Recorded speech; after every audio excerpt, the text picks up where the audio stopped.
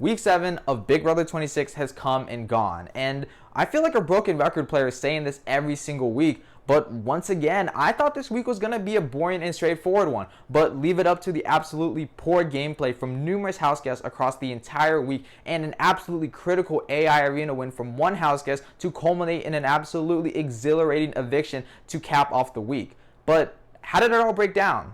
Well, that's why I'm here. In this video, I'm going to be recapping the events of Week 7 of Big Brother 26 and giving my updated power rankings. So with all that preamble out of the way, it is the one and only RJ21 here, and let's get into the Big Brother 26 Week 7 recap and power rankings. Week 7 starts off with the What Came First HOH competition, which was essentially the caged eggs competition. HouseGuest had to maneuver an egg through a chicken wire maze and then roll that egg down a ramp to knock down 3 letters, HOH. The first house guest to knock down all 3 letters would become the new head of household, and in addition to that, the first 3 house guests to drop an egg would become the have-nots for the week. This competition was actually really close, with the likes of Kimo, Leah, Makensy, and Quinn all being 1 letter away from the win at the same time. But ultimately, Quinn ends up coming out on top and winning the head of household, winning his first official HOH, but serving his second HOH reign. Quinn immediately gets to work by having a conversation with Chelsie about his plans as the new head of household. He does not want to target anybody who was a part of the Tucker blindside, so the likes of Chelsie, Cam, Leah, and Makensy are all essentially safe for the entire week. Quinn is pretty dead set on his first 2 nominees. His first nominee is Angela because of the beef that they've had festering throughout the entire season up until this point.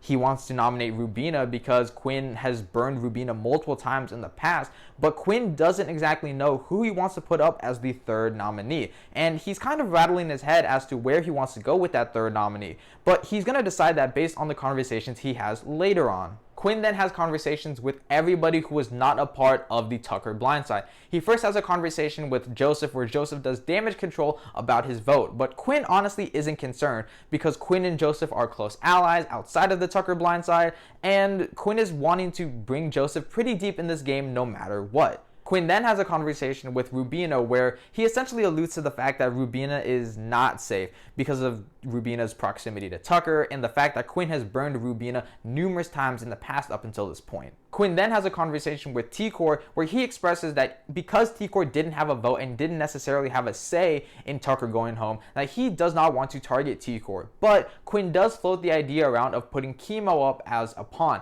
and this rubs T-Core the wrong way a lot because T-Core is undyingly loyal to Kimo and they're supposed to be in the visionaries together, so this definitely sets up alarm bells in T-Core's head. Finally, Quinn has a conversation with Kimo where Quinn essentially alludes to the fact that Kimo is most likely going to be going up on the block as the 3rd nominee, but as a pawn. Still, this does not make Kimo feel comfortable in any sense, as Kimo knows that pawns go home. I mean, look at Cedric and look at Tucker. Like, pawns go home in this game, and Kimo is definitely worried about this position. Kimo, Rubina, and T-Core all have a conversation together where they're talking about their uneasiness with Quinn's nominees, and T-Core exclaims that if Quinn actually does go through with these plans and chooses to nominate either Rubina, Kimo, or the both of them, that T-Core is no longer going to be loyal to Quinn. And even though there are some last-ditch efforts from Kimo and T-Core to try and flip the nominations, it's pretty much all for naught, as at the nomination ceremony, Quinn chooses to nominate Angela, Rubina, and Kimo, with Angela as the target. After the nomination ceremony, Angela has a conversation with Quinn where she apologizes for all of her behavior throughout the entire season, apologizing for the name calling and making Quinn feel bad, but honestly, Quinn could not care any less. Like, in terms of the name calling and stuff, Quinn never took that with any sort of weight, but on a game level, Quinn and Angela have just not gotten along throughout a majority of this season, so it's pretty understandable where their relationship lies at this point in the game. We then see a conversation between Joseph and Chelsie where they're both just talking about the game as a whole and how they're even here at this point, where Joseph is really cocky, like absolutely cocky. Like, I know Joseph has been cocky in prior weeks, but for some reason his hubris was at an all-time high this week, where he compares himself to the likes of Dr. Will and how he wanted to go to the final 2 with Tucker and beat him, even though he was for sure going to lose to Tucker in the final 2. And then he compares himself and Chelsie as very similar players, and Chelsie takes major offense to this because Chelsea's actually been doing stuff by winning competitions and saving herself, but Joseph hasn't done this, so it definitely rubs Chelsie the wrong way. We then see a segment between Angela and Leah where they're just talking and they're just demonstrating how close of a personal relationship they've had. They've certainly been building it up throughout the prior couple of weeks, but they really do have a close bond and it is slowly evolving into a game relationship, so they just highlight it here. We then pick players for the veto competition where the HOH and Quinn, the 3 nominees in Angela, Kimo, and Rubina, and Joseph and Leah, who are selected by random draw, are all going to compete in the power of veto. Before the power of veto competition even starts, we still get a little bit more of content. We see Angela and Leah talking about their plans of what to do with the veto if either of them were to win, where Angela is especially trying to convince Leah that if she does win the veto, she should use it on Angela. We also see a really funny edit of Kimo, Tikor, and Rubina having essentially a prayer circle because one of them needs to win this veto in order to keep themselves safe, and I just thought it was pretty funny. The veto competition this week was called Bot Builders, and what the HouseGuest had to do was memorize the makeup of a model that Ainsley gave them, and then in the pitch black darkness had to recreate that robot. The first HouseGuest to do this would win the golden power veto. It was kind of close, not really. Some of them were squandering, some of them were doing decently, but ultimately Leah comes out on top and wins the golden power veto, winning her first competition of the season. Directly after the veto competition, Quinn and Leah have a conversation about what to do with the power of veto, where Quinn has probably one of the cringiest monologues throughout the entirety of this season, and that's pretty surprising considering that Quinn has had some pretty cringy moments throughout this entire season, but this one takes the cake. We then get another segment of Joseph being cocky as he tells Angela point blank to her face that Angela is most likely going to be going home if she doesn't either get saved by the power veto or win the AI arena, and he says directly, bluntly, that he is surprised that she is even there in the first place. And even though Angela keeps a cool, calm, and collected composure, she is absolutely fuming with this comment, and I would be too. Like, why is Joseph being so cocky all of a sudden? Like, it just makes no sense.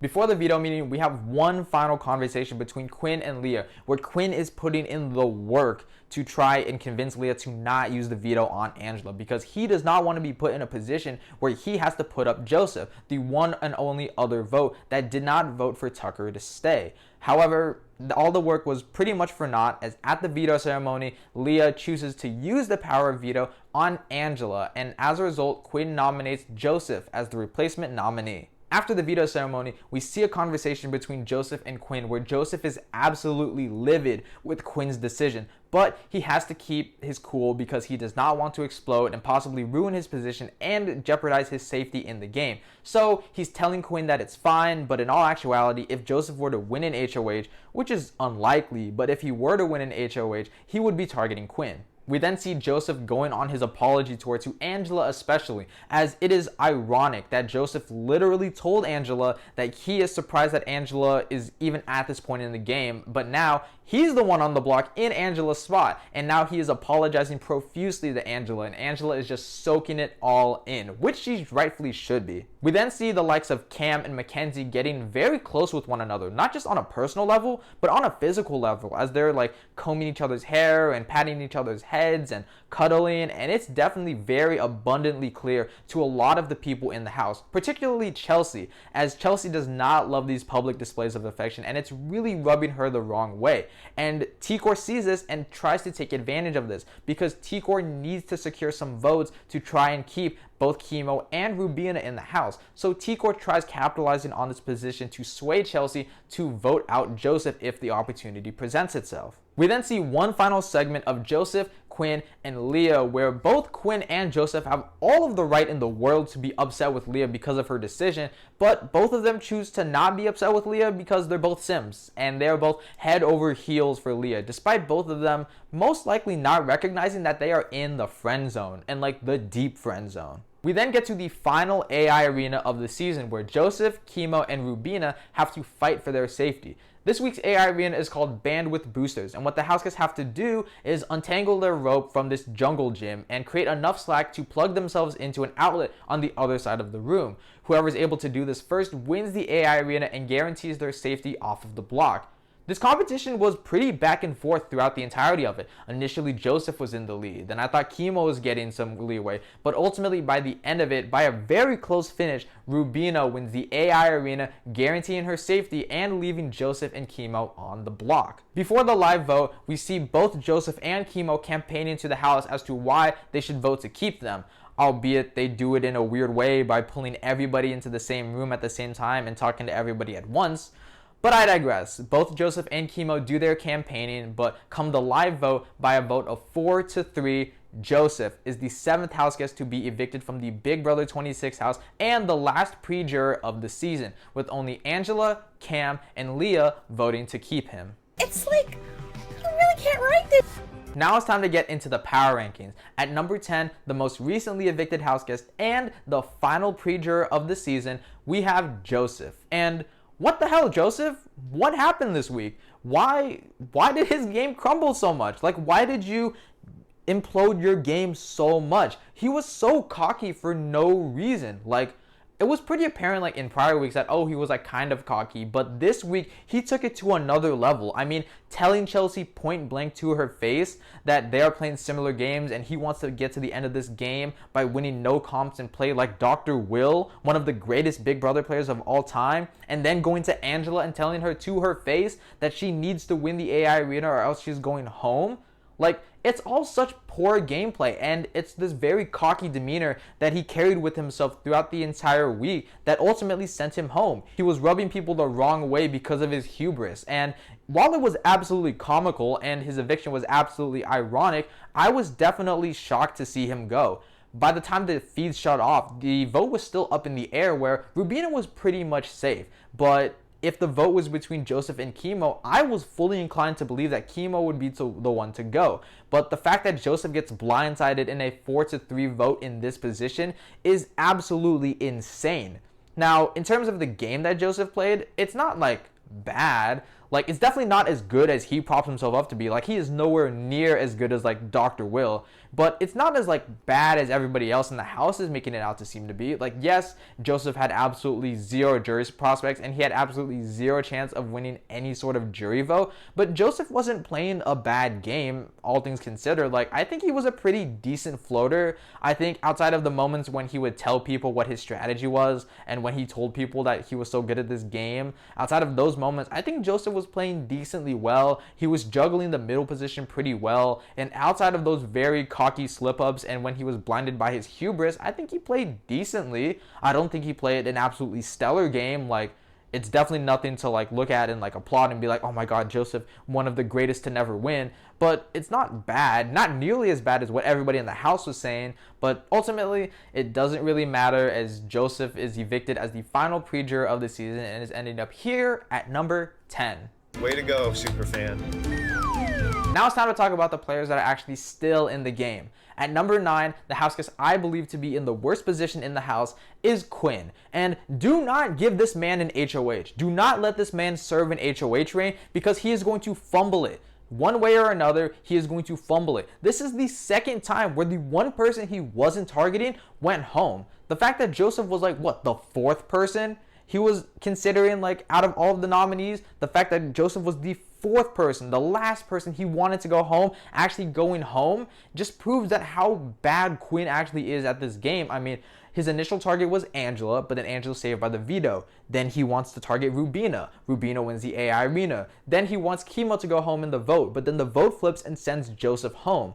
Like, the fact that this has happened twice now is absolutely insane. Like, if it happens once, okay, that's fine, whatever. But the fact that this has happened twice now, both of which are on Quinn's HOHs, should be a clear delineator of how bad Quinn is at this game. And now his future prospects are not looking any better outside of it. He burned all of his ties with the Visionaries, and now the trio of T-Core, Kimo, and Rubina are not only not trusting him, but now most likely targeting him. That puts him in a really bad spot. He wants to align himself with the likes of Chelsie, Cam, and Makensy, but they obviously have better options outside of Quinn, so Quinn is at the bottom in that sense. And even the people that he wants to work with, like really closely, like Leah, don't even really want to value Quinn that much. So all in all, Quinn is in a bottom position. He is valued by absolutely nobody. Nobody's taking him seriously as an ally. I genuinely think that he is the most likely next house target because of how poorly he has been playing this game. And ultimately, Quinn just sucks. Like, it's shocking because of how big of a super fan Quinn is at the game, but I guess knowing everything about the game doesn't exactly translate into gameplay, and I think Quinn is the clear representation of that sentiment, and because of that, he is in a horrible position, which is why I have him here at number 9. So if someone were to be taken down, I'd have to put Joseph up just to avoid the backlash, and I don't want to do that. That'd suck. A few moments later. At number 8, I have Kimo, and I'm going to be completely honest. I thought Kimo was going home. Before the live feed shut off, I completely thought that if Kimo did not win the AI arena, he was going to be going home no matter who he sat next to. But Kimo is still here, and I think him staying here is a good sign, but it's not great. He now has the really strong trio of himself, T-Core, and Rubina still intact, but he is still the biggest target out of that 3, and he is the least well insulated out of those 3.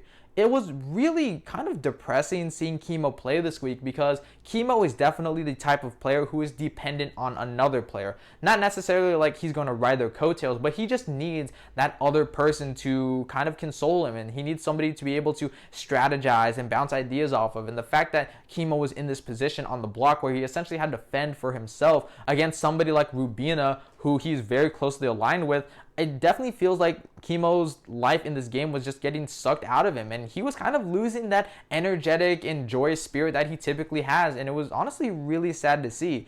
But I feel like that kind of down energy was really resonating throughout the entire house as he let go a lot of the good social capital that he and T-Core had been creating in the prior weeks, to where Kimo is now probably one of the biggest targets left in the house.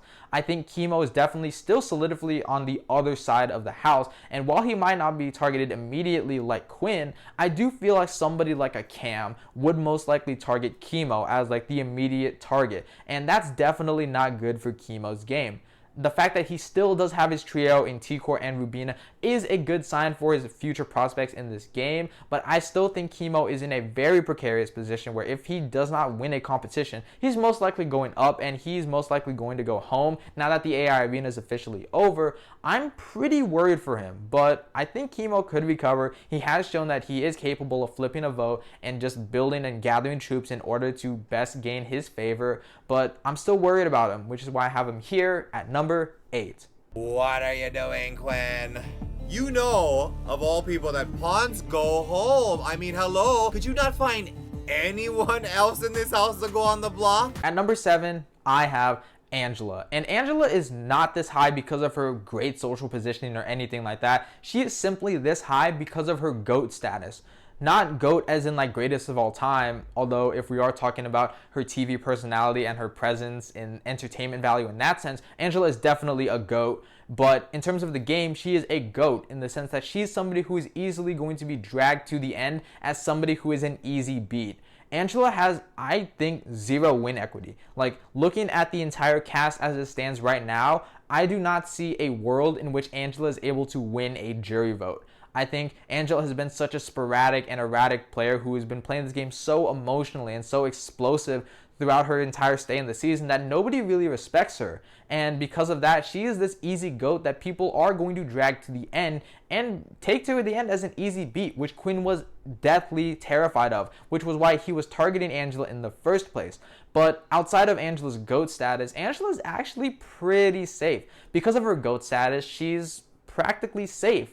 Nobody is going to want to target Angela because she is that easy beat. Nobody at least wants to immediately target her because of that easy beat, and I think that is going to buy Angela some time in this game. However, if Angela is put up on the block next to a more well-insulated player, somebody like the likes of a T-Core or a Chelsie, then I think Angela is most definitely going home, because even in that position, Angela is still going to not be prioritized because of how well-insulated the likes of those two are. So I think Angela is definitely going to be in trouble in that sense. But in terms of her short-term game, I think she's actually pretty decently positioned. She's been able to closely align herself with Leah, where the two of them are essentially a duo now, and I think that is really great great for her. I think if she's able to just latch onto that relationship and keep herself safe in that sense, I think that is going to buy Angela some time in this game.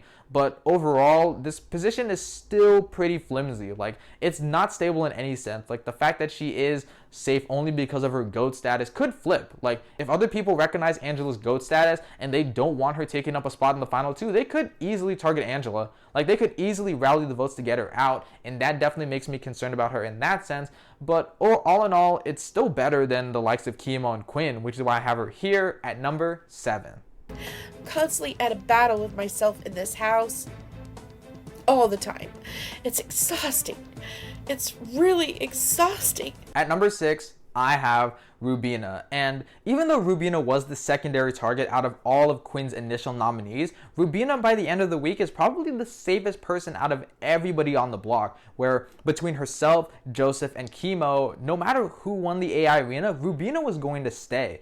And despite that being against Quinn's wishes, that is an absolutely great position for Rubina to be in, because that means people are genuinely valuing her as a good asset and a good player in this game that they want to keep around for their own benefits. And if Rubina is in that position where people do want to keep her around as a valuable player, I think that is going to be great for her. I think if she's able to capitalize on this and build those game relationships outside of just T-Core and Kimo, I think Rubina is going to be in a pretty good position.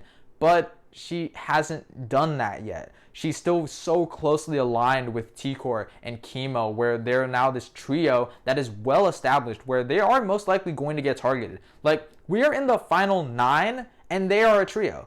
Like, there is no way that the 3 of them are not going to get targeted. And the fact that it's most likely going to be Kimo and Rubina getting put up, that puts Rubina in a really dangerous position if Kimo were to win the power veto or get saved with the power veto. That puts Rubina in a really, really dangerous position, and I am worried for her in that sense. However, I do think Rubina still has some pretty decent prospects in this game. I mean, there is this idea of an all-women's alliance floating around and how they are going to want to protect themselves, and this genuinely seems like a real possibility. Like, the fact that this all-women's alliance could actually be a real all-women's alliance is definitely paying off Rubina in dividends. Like, if Rubina is genuinely loyal to this, and if this all-women's alliance actually does stay true to itself, that puts Rubina in a great position where if it is the final 6 with herself and T-Core, that's honestly a pretty good spot for her to be in. But if that all-women's alliance isn't actually real and Rubina is only left with herself, T-Core, and Kimo, then Rubina is definitely in a bit of trouble. But the fact that Rubina does have that possibility of things turning out for her well in that sense, plus the fact that she isn't an immediate target in comparison to the people I've previously talked about, I've had to put Rubina here at number 6. I love so deeply when I love. At number 5, I have Cam, and Cam is Cam. He is proving that once again, if you are a likable, affable dude that people see as a strong ally, they are going to keep you around for a long time, because Cam has essentially just sat back, relaxed, and kicked his feet up for essentially a majority of this game. I don't think Cam has ever been in like a super precarious position, except if Brooklyn won the AI arena, because Cam would have definitely gone home next to Chelsie on the block. But even in that situation, Cam is still the same Cam. Like, he's still so unbothered by everything going on in this house, and now he's in a position where he needs to be bothered by everything going on. He was left out of the Joseph vote. That is really bad for him, and this is like, what, the second time Cam has been left out of a vote, and with it being this late into the game, that is super bad for Cam, because it does lead some credence to the fact that this all-women's alliance is going to be a real possibility. Like, this definitely puts Cam in a lot of danger, because Cam is definitely this big threat. Like, he is this physical presence, and he even labels himself as the physical threat of the season, despite that not actually being true, and is actually more so aligning with Makensy. But I digress. Cam is still being perceived as this physical threat who is most likely going to do well in these endgame comps if they end up being physical, something like a BB Comics or the spinning rope one. If the competitions are like that, then Cam is definitely going to be perceived as this big threat who needs to get taken out before those competitions happen. And I'm honestly really worried for Cam in that sense. But I think Cam is still in a pretty good position nonetheless. I mean, he still has his really close bond with Chelsie. He's now getting really close with the likes of Makensy, and the fact that Cam was left out of the vote on Quinn's HOH, that gives him a lot of running room for himself to build a really strong bond with Quinn. And those are honestly 3 pretty diverse and strong allies for him to keep in this game. Now, the only blind spot I think he has is if the likes of a T-Core, Kimo, or Rubina were to win HOH, as they are definitely targeting Cam. But all 3 of them have proven to not necessarily be the strongest in the most diverse range of competition. So even though that is not the biggest worry for Cam, it should still be a worry nonetheless. I think Cam is in a decent position. Like, he's essentially like not in like the middle of this house, but he's in like a middling position in the sense that he's okay. He has some blind spots and he could be in danger, but I think Cam is pretty decently set off as of right now, which is why I have him here at number 5. I haven't watched TV in months. This is like watching Big Brother at home. I am living the dream. At number 4, I have Makensy, and Makensy has done some great work this week. Now that Tucker is out of the house, Makensy has been able to position herself as the big comp beast of the season that people are now starting to value as a valuable asset. People weren't really taking Makensy that seriously in the game, but her AI win to take out Tucker has gotten her a lot of credence in this game to where people now actively want to work with her. I mean, the likes of Quinn wanted to build an alliance with Makensy. Makensy has been able to rebuild her bond with Chelsie to where now the both of them are a pretty strong duo together in that sense. She's also been reaching out to Cam more. She's rekindled her relationship with Leah. And all of it is just some really good work that is helping Makensy's position in this game. I think Makensy honestly has some long game prospects. Like initially or earlier on in this game, I didn't really see how Makensy had a path to the end of this game, but now Makensy genuinely does have a path to the end. I don't know if it's a winning path, but she now has a path to the end where if she brings people like the likes of Cam or Chelsie or maybe even a Leah, like they are going to take Makensy far in this game, and I think that's a pretty good position for Makensy to be in. However, Makensy is still perceived as a comp threat, and I definitely think that is going to make her get targeted sooner rather than later in this game. Like, I don't think Makensy is an immediate target because of how many people want to work with her, but I definitely do perceive Makensy being a target that gets sniped out of the game right before finale. Maybe around like the final 5, final 6, final 7, somewhere in that range. That's kind of where I perceive Makensy falling at this point in the game. But if Makensy is able to pull off some critical comp wins, like maybe winning an HOH, I think Makensy is going to be skyrocketing herself into a great position. I'm honestly thoroughly impressed because Makensy's aloofness in the earlier stages of this game really made me discredit her as a player. Like the fact that she was so blind to a lot of the things that were going on in this house, like her knowledge, or rather should I say lack of knowledge about the existence of the Pentagon or the Collective and things like that. That definitely made me worried about Makensy. But now that Makensy's been able to get herself a good footing in this game with the likes of some really solid allies in Chelsie and Cam and possibly even Quinn and Leah and this possibility of an all-girls alliance, I think it's going to carry her pretty far in this game. But people might recognize that and people might want to take her out because of that, and that is why I have to keep her here at number 4. I had a lot of pressure on me, but pressure makes diamonds, and I'm a diamond, baby. At number 3, I have Leah, and Leah losing Joseph was really bad. She essentially sacrificed one ally for another one, and now it's a question of which ally was more worth it, Angela or Joseph, and I guess we're gonna see how that plays out in these future rounds. But Leah losing Joseph was really bad. I mean, Joseph was not only like an undying jury vote for Leah, Joseph was an undying ally within the house who was decently positioned enough to where he did have some sway to keep Leah safe, at least in the short term. And I think that Leah genuinely had a winning scenario against Joseph. Like, if it's Leah and Joseph sitting in the final 2, I think Leah wins that jury vote. So Leah losing Joseph in right now is definitely really bad for her game, and that definitely does weaken her position, but she's still well insulated in this game nonetheless. Like, she still has Quinn wrapped around her finger, and she has a majority of the women on her side, so I think Leah is still pretty well protected in that sense. However, similarly to Makensy, I do think Leah is in a bit of a mid-threat level to where people are going to perceive her as a bit of a social threat. She was able to survive the entirety of the pre-jury phase without ever being nominated, which is very, very impressive. Like, the fact that she made it throughout that entire 7-week phase with 3 nominees, or around 3 nominees every single week, lays credence to how good of a social game that Leah has. And if people are starting to pick up on that, Leah is most likely going to get targeted. And that makes me really worried for Leah. Like, she still does have some allies that are protecting her in this game, but she's definitely not high on anybody's totem poles, especially in the fact that she was left out of this vote. She was on the wrong side of this vote the first time this has happened to her since the Matt vote back in week 1. And the fact that it's reoccurring right now is not a good sign for her game. So I think Leah is definitely in a bit of a dangerous position, but she is still well insulated enough to where I have to put her here at number 3. I'm kind of sick of being at everyone's mercy, and now like I feel almost compelled to make a big move, but I know it's gonna ruffle some feathers. And if people can't stomach that, well, welcome to Big Brother.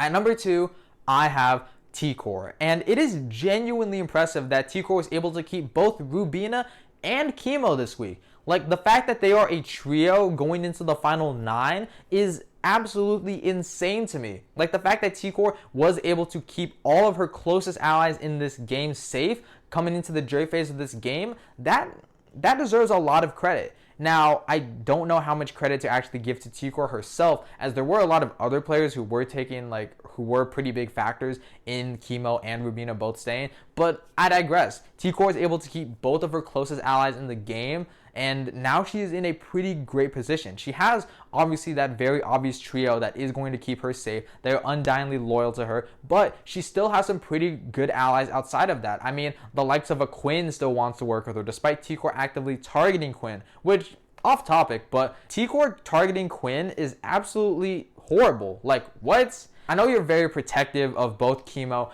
and Rubina, but the fact that you're going to be targeting Quinn immediately because of these nominations, even though there are bigger threats to your game like Cam and Makensy, is absolutely baffling to me, and hopefully T-Core is able to convince herself out of this mindset. But outside of that, Quinn still wants to work with T-Core. In addition, Chelsie still wants to also work with T-Core. Even though Chelsie voiced the possibility of putting T-Core up on the block as a pawn, it was simply as a pawn, and I don't think T-Core, out of the trio of herself, Kimo, and Rubina, I think T-Core is most likely the safest out of that 3, and I think that is going to buy her a lot of time in this game.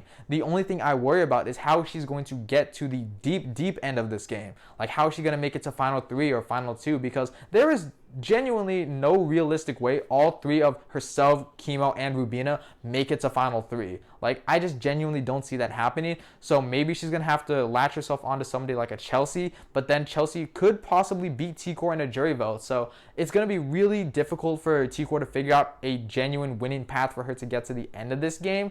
But T-Core is in a great position nonetheless. She's well insulated on nearly all sides of the house, and she still has her closest allies. And because of all of that, I have to put T-Core here at number 2. So I'm feeling uneasy right now. At number 1, the HouseGuest I believe to be in the best position in this game as of week 7 is Chelsie. And Chelsie is absolutely running things. Like, she has an iron grip on this game right now. Like, even though she did slip up a little bit when Cedric and Brooklyn went home, Chelsie has been able to regain a lot of power in this game. And Chelsie is now essentially running this game.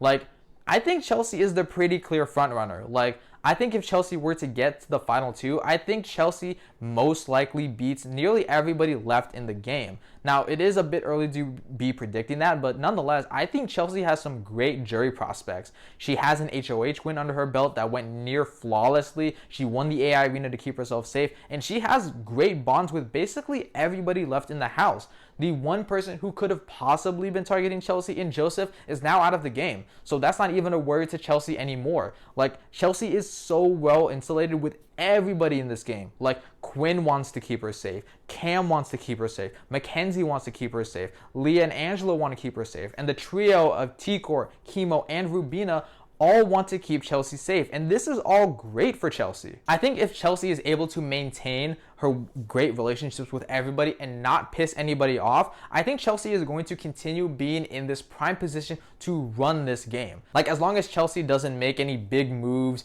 to make anybody mad, like possibly going after the trio of T-Core, Rubina, and Kimo, despite that most likely being the most optimal move for her, like as long as Chelsie isn't in the position of power to do that and piss them off directly, I think Chelsie is going to be primed to have a deep run by the end of this game. I think Chelsie is well protected on all sides, and I genuinely don't see a way in which Chelsie goes home anytime soon unless she somehow blows up her game.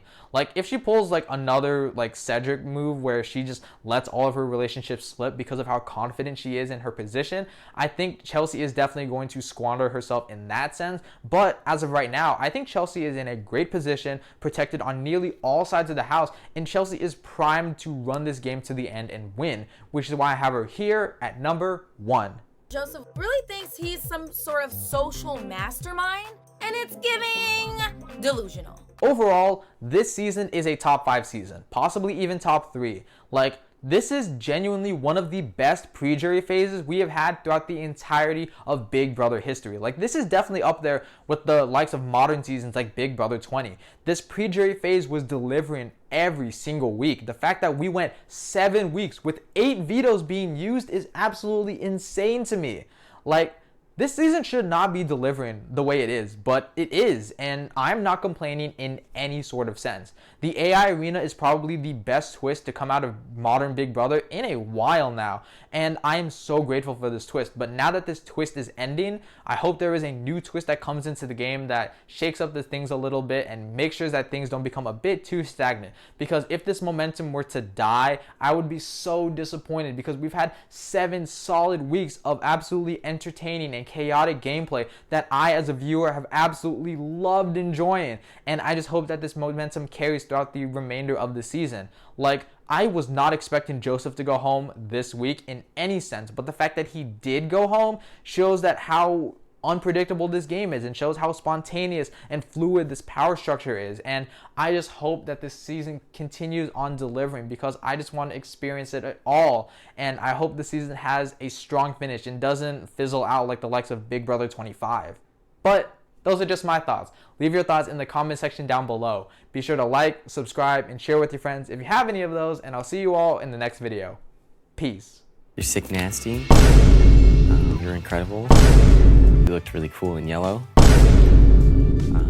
I like your smile. You treat people with kindness. You're really funny. There's a lot. It's just like the word sensational just comes to mind when I think about you. You're so sweet.